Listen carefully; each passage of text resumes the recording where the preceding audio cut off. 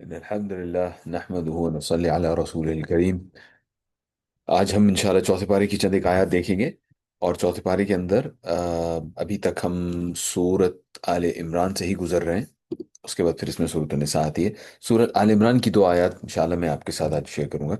उनमें सबसे पहले वो बहुत मशहूर आयत जिसका ताल्लुक अल्लाह ताला की राह में खर्च करने से है। अल्लाह ताला फरमाते हैं सूरह आल इमरान के अंदर, لن تنالوا البر حتى تنفقوا مما تحبون وما تنفقوا من شيء فإن الله به عليم۔ तुम हरगिज हरगिज भलाई नहीं पा सकते। यानी भलाई भी, बल्कि शायद इसकी मुनासिब ट्रांसलेशन भलाई की बजाय ये होनी चाहिए, बिर नेकी का ऊंचा तरीन दर्जा होता है। तो अल्लाह ताला कह रहे हैं कि अगर तुम समझते हो कि तुम नेकी का ऊंचा तरीन दर्जा पा सकते हो, तो उसमें याद रखना कि वो पाने का वाहिद तरीका ये है कि तुम अल्लाह की राह में वो चीज़ खर्च करो जो तुम्हें बहुत पसंद है, जो जो तो तुम्हारे दिल के करीब है, जो तुम्हें अच्छी लगती है। लन तनालुल बिर्रा हत्ता तुनफिकू मिम्मा तुहिब्बून, सूरह आल इमरान के अंदर ही आप जिक्र पाएंगे हजरत मरीम अलैहिस्सलाम का।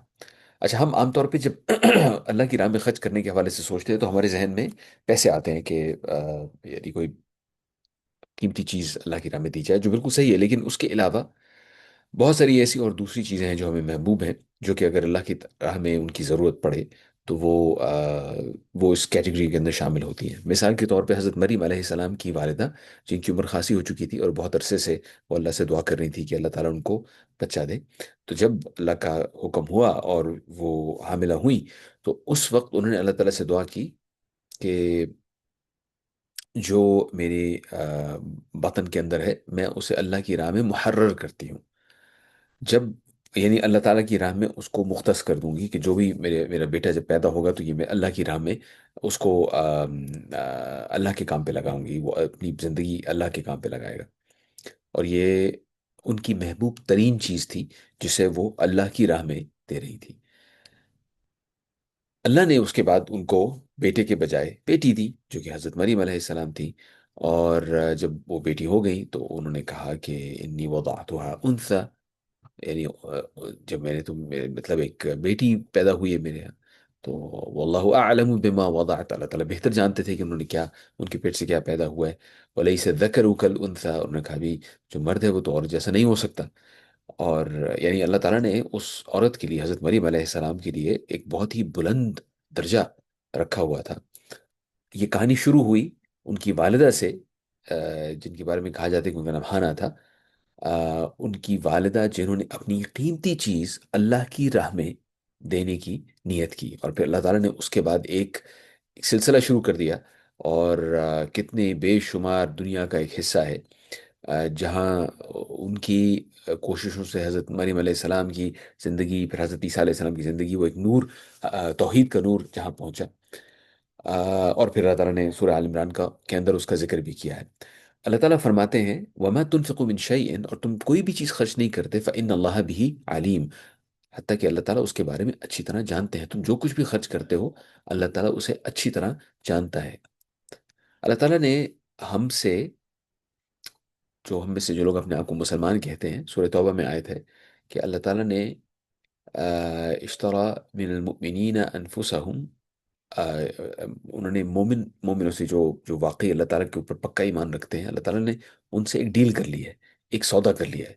वो सौदा क्या है कि हम अपनी ज़ातें और अपनी जो हमारी मिल्कियत में चीज़ें हैं, वो सब कुछ हमने अल्लाह के लिए रखी, और बदले में अल्लाह ताला हमें देंगे जन्नत। तो जो चीज़ भी हमारे पास है, पहली तो है कि अल्लाह ताला की तरफ से दी हुई है, लेकिन हमें फिर कोशिश ये करनी है कि उसको जितना बेहतरीन तरीके से हम अल्लाह ताला की राह में लगा सकते हैं वो लगाएं। तो ये एक आयत थी जनाब सूरह आल इमरान की। उसके बाद आप चले जाइए आयत नंबर 169 और उसके बाद 170 के ऊपर, जो इसी सिलसिले की एक कड़ी है। इंसान अपनी जो करीब तरीन, उसे महबूब तरीन चीज़ है, जब वो अल्लाह ताला की राह में लगाता है, वो है उसकी अपनी जान। उसके हवाले से अल्लाह ताला कहते हैं वला तहसबन्न अल्लज़ीना क़ुतिलू फ़ी सबीलिल्लाह, और जो लोग अल्लाह की राह में शहीद हो जाएं उनके बारे में ऐसा ना सोचना अमवाता कि वो मर गए हैं, बल अहयाउन, लेकिन हकीकत यह है कि वो जिंदा हैं। इंद रब्बिहिम युरज़क़ून, अपने रब के पास हैं और उन्हें रिस्क दिया जा रहा है, تمہارا خیال ہے کہ جناب وہ دنیا کی انجوائمنٹ ان کی بھی ختم ہو گئی، تمہیں کیوں اندازہ نہیں ہے کہ وہ کس قسم کی انجوائمنٹ سے گزر رہے ہیں؟ فرحین بما آتاہم اللہ من فضل، وہ بہت خوش ہیں اس کے اوپر جو کہ اللہ تعالیٰ نے ان کے اوپر فضل کیا ہے۔ وَيَسْتَبْشِرُونَ بِالَّذِينَ لَمْ يَلْحَقُوا بِهِمْ، اور ساتھ میں جناب وہ بڑی ان کے پاس خوشخبریاں ہیں ان لوگوں کے بارے میں جو ان کے پیچھے رہ گئے ہیں، ان کے جو عزیز پیچھے رہ گئے ہیں۔ لم يلحقوا بهم من خلفهم اللہ خوف علیہم ولا هم يحزنون، بھائی وہ خوشخبری یہ ہے کہ ان کے اوپر نہ کوئی خوف ہوگا، نہ انہیں کوئی غم ہوگا۔ آ، اس دنیا سے جانا، انسان جب اس کے بارے میں سوچتا ہے تو انسان کو اس سے کچھ خوف محسوس ہوتا ہے یا ہچکچاہٹ محسوس ہوتی ہے اس چیز کے بارے میں سوچنے سے بھی، لیکن حقیقت یہ ہے کہ اگر ہم نے کہیں فرض کیا فرض کیا کہ کوئی ہمیں کہے کہ بھائی آج آپ نے جانا ہے اور پھر واپس آنے کا کچھ نہیں پتا، اس کے بعد آپ واپس نہیں آئیں گے، بس آپ نے پیک کریں اور نکلیں، اور اس کے بعد واپس آنے کا کوئی امکان نہیں ہے، تو ذرا سوچیے کہ ہمارے اوپر کیا حالت طاری ہوگی اس وقت۔ ہم سوچیں گے اپنے ساتھ کیا لے کے جائیں یا وہاں کہاں جا رہے ہیں، اور جو جو ٹینشن ہوگی، جو ہم سوچنا شروع کریں گے اس کے بارے میں کیسے کیسے ہوگا یہ سب کچھ۔ حتیٰ کہ یہ ایک حقیقت ہے کہ ہم سب نے جانا ہے اور پھر واپس نہیں آنا، اور اس حقیقت کے بارے میں چونکہ ہم اچھی طرح جانتے ہیں تو ہمیں اس کی تیاری کرنی چاہیے۔ تو اللہ تعالیٰ یہاں پر ہمیں یہ بتا رہے ہیں کہ بھائی تمہاری جو عزیز ترین چیز ہے، میں نے تمہیں کہہ دیا کہ وہ اگر تم اللہ کی راہ میں لگا دو، اور تمہاری عزیز ترین چیز تمہاری جان ہے مثال کے طور پہ، وہ تم اللہ کی راہ میں لگا دو، ذرا سوچو تو صحیح چیز کے بارے میں کہ تمہاری موت کس حالت میں ہوگی۔ یہاں پہ تو ایک شہادت کی موت کی بات ہو رہی ہے نا، وہ تو ایک بہت بلند موت ہے، اور ہمیں دعا اس کے لیے کرنی چاہیے، لیکن آم، ہمیں جس بھی حالت میں موت ملے گی، اگر ہم دعا شہادت کی کر رہے تھے تو جس بھی حالت میں موت ملے گی اللہ تعالیٰ اس کے اندر وہ درجہ دے دیں گے۔ ذرا سوچیں تو صحیح اس کے بارے میں۔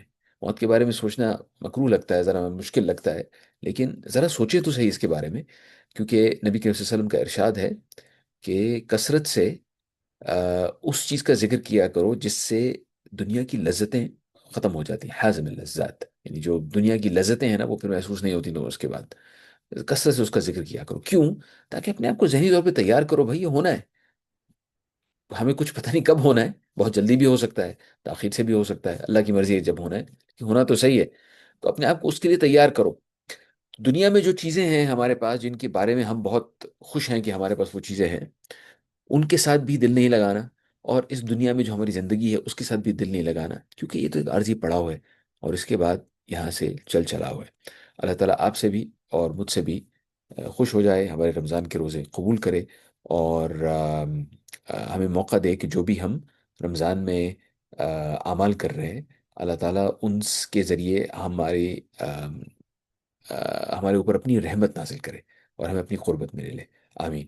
سبحانک و بحمدک اشہد ان لا الہ الا انت استغفرک و اتوب الیک۔